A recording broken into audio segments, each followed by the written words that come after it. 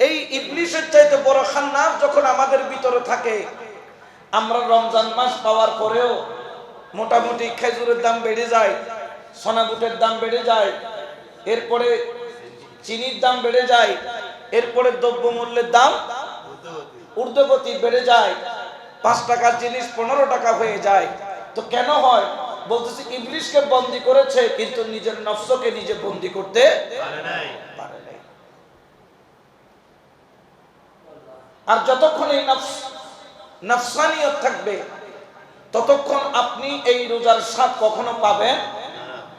যেমন ধরেন, যার কাছে 160 ডিগ্রি জ্বর আছে, একে যদি হাইওয়ের মিষ্টিও খাওয়ায় দেয়, মালাই চমচমও খাওয়ায়, তার কাছে মিষ্টিটা কি লাগবে?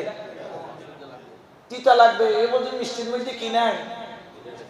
মিষ্টির ভিতরে মিষ্টি নাই। তো মিষ্টির স্বাদ পাচ্ছে না কেন?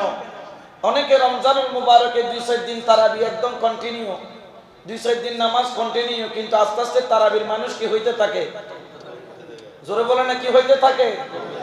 কেন কমতে থাকে? কারণ সে ইবাদতের মজা পাচ্ছে না। কারণ কি? তার ভিতরে এখনো নফসানিয়ত রয়ে গেছে।